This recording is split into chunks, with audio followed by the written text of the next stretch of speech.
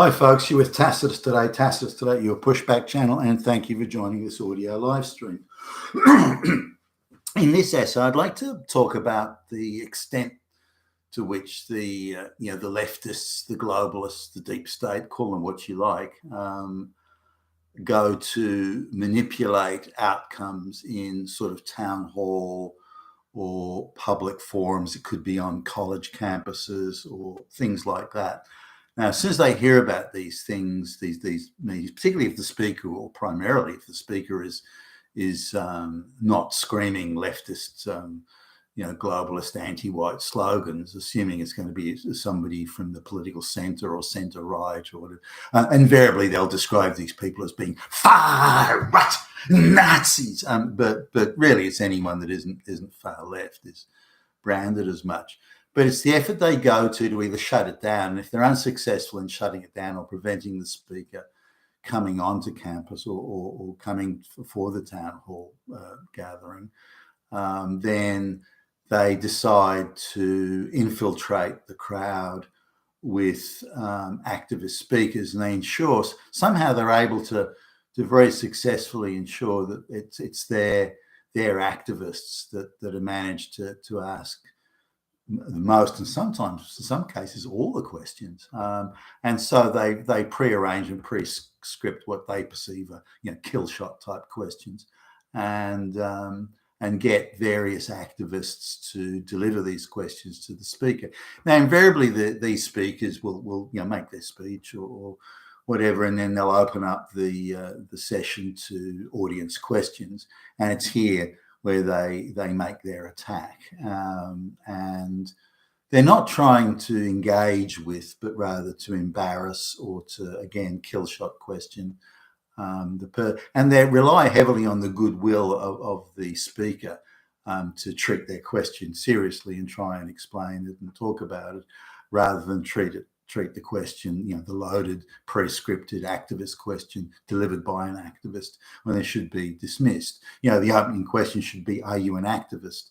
Well, then, you're not here as a genuine member of the audience attempting to understand or find out or learn or discover. You are here solely to be disruptive. That is your sole purpose for attendance.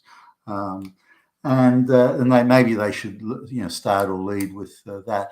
But let's have a look here. The level of kill shot questions. And by the way, when I say yes, centre or centre right speakers, I'm talking about people such as Ben Shapiro, Stein, those Jordan Peterson, those sort of people. So you'd hardly call them fringe radicals. I mean, far from it. But just having a look at that. So now I did a little bit of work on looking at the people who are asking the questions, and there should be more effort put into this. For example, and the questions are quite foolish in themselves. What are you going to do to stop toxic masculinity, you fucking Nazi? White people have been oppressing the world through colonialism for centuries. What are you gonna do to reverse this Hitler-like fascist Nazi far-right evil? Those sort of loaded type questions. They're not asking questions to learn or find out. That you're evil, you're bad, you're a fucking Nazi, and I'm going to expose that with this kill shot question. So let's have a look. So the one here now, the moderator who claims to be absolutely and utterly impartial begins. Okay, well, let's take audience questions. Yes, the lady at the back there, on row 10, and it just so happens that the moderator in this one picks, the first pick is the lesbian president of the students' Marxist union, Marxist chapter of the students' union, who's a radical, screaming leftist lesbian, gender studies major and this sort of thing. And so she gets to ask the first question. Was that a random thing? I mean, surely no. There's the next town hall or another supposed meeting. Yes, well, let's take a question. Yes, the girl at the back. what are you going to do to stop Donald Trump's misogyny from spreading all over the world like Hitler? Then that's the question. So they've got these supposed impartial moderators. Are they buying them off? Are they inserting an activist into the moderator who says, yeah, I'm impartial, I'm absolutely apolitical, yeah, who just happens to magically decide to pick screaming activists in their questions? So you look at the pattern of people that get picked, and you see how hard they've worked into, how much work's been put into making sure there's a bunch of activists, radical activists, absolutely refuse to see any other point of view, radical activists, and they bring them there, and then or get them there. Now, some of them come from long distances away. They're not like they're from around the corner. Who's paying for them? Who's paying for that travel, that accommodation, that food? So obviously this is a part of a funded, cashed up activist network, and they're moving these people around. I've noticed the same people appearing. For example, there was a town hall conference or human rights conference thing going on, United Nations, I think paying part of it, was going on in somewhere in Switzerland. And the activist, one of the activist questioners there, an Arabic lady with this very conceited smirk that seems to never leave her face, she was then turned up at a couple of the college, one in just out of Los Angeles, another one, I think it was in Georgia, where a university in Georgia, where she popped up, but asking the same sort of kill shot questions. And so how is she getting to move around? She's since been given a job as a journalist in one of the very globalist funded sort of leftist activist magazines, and has been given the job as a moderator also at some of these things. I mean, she is a blatant activist, so making no attempts to be impartial and trying to cut people off. There was Douglas Murray, for example. She tries to cut him off every time he manages to dispose of an audience question that's been prearranged. So they've got a pattern here of getting the activists in place, and again moving them around the world if they have to, then having the scripted kill shot questions, and then also having the moderator there. This is the essential thing. If it's just a random audience thing, who's going to get picked for the question? Also, when they start, I've noticed a couple of them, when they start forming up, if you want to ask a question, you have to stand in line, and then somebody hands you the microphone, you ask the question, and that sort of thing. How is it that the line consists only of activists? Why are only activists in that line? Why aren't they just ordinary people that have a genuine question?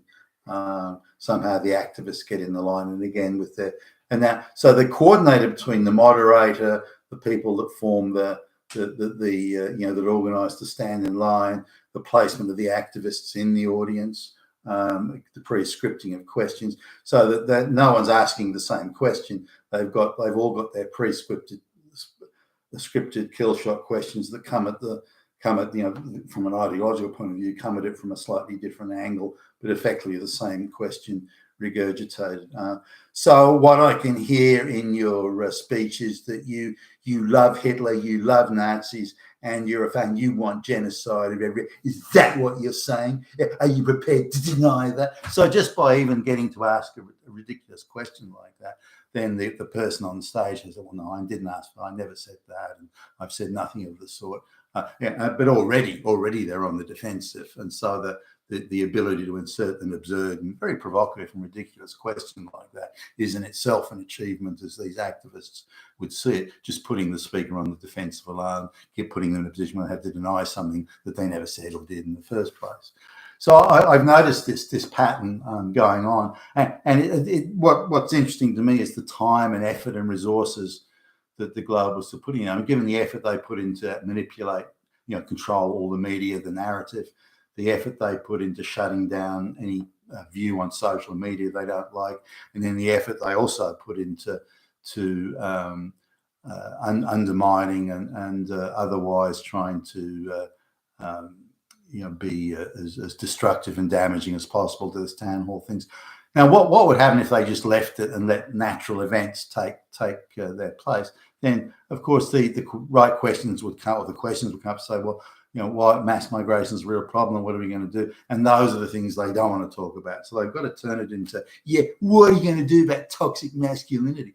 Now, there are a few speakers that call out to say, okay, and I think this one might have been a Jordan Peterson one, I think off the top of my head, where the speaker will call out, say, okay, well, toxic masculinity, that's the issue. Can you define it? And clearly, and the sort of supercilious, conceited fucking smirk on her face of somebody that is wearing designer label clothes and has got an expensive haircut and everything, hairstyle. She, I don't know. English is my first language. You can't expect me to be responsible. So suddenly, I'm not responsible. I'm not accountable. No, you can't ask me a question. If you ask me a question, that makes you a Nazi, double Nazi. So she can't define what toxic masculinity is, but that's the kill shot. What are you going to do about toxic masculinity? And just that emotive term alone is supposed to send the speaker into a quivering state of fear and trembling massive nerves and so on. Whereas once you say, well, can you define it? Now I've sort of found this, that when you ask for facts, and I've gone past, say, street marches and placards, what are you demonstrating against? And they don't know. They can't. I'm only here because a friend of mine said it was really important that I should come along. Let me read the placard. I've been waving the placard and I haven't read it yet. Okay, yeah, we're here to fight climate change because of Hitler and Nazis. And they don't know. And you say, well, in what way is the climate affecting your life? How did you get here? I drove the car, and do your parents have air conditioning in the house? Well, why don't you give up those things if you want to save it? No, I don't have to give anything. Everyone else has to give it up, not me. So that they don't know, and they can't frame a definition. So they'll run around, talk about toxic masculinity, or they'll talk about Hitler's everywhere and Nazi, fascist, and colonialism, slave. They talk about this, but they've got no concept of it. In one town hall, they were talking about unhealthy diets and eating, and so, well, you're just trying to be racist against black people because a lot of black people are overweight, and you got to realise that they've been trained to have this diet because of slavery. So it's because of slavery that they eat fatty foods from takeout food shops. What? And so you get these utterly absurd statements that are getting made by activists who've got no clue. But as soon as any of the speakers come back, okay, can you define toxic masculinity? Can you define what are your race? You say racism. What is your definition of racism? And can you give me any example of it? Then they're fucked. Very few of them can. They and and they ask their friends, come on, you think of one. But if one speaker said, well, toxic masculinity would you accept there's also a problem with toxic femininity? And then again, it shows you how many activists are in the audience. There's this groan, you're the fucking Nazi, and so straight away they're unprepared to accept any point of view other than the activist position on this. But I found, or certainly observing the videos, as soon as the speaker goes, okay, let's define the terms here. Let's define what toxic masculinity is, and let's agree on that. Then we can talk about it. Something Ben Shapiro's quite good at when he's put on the spot.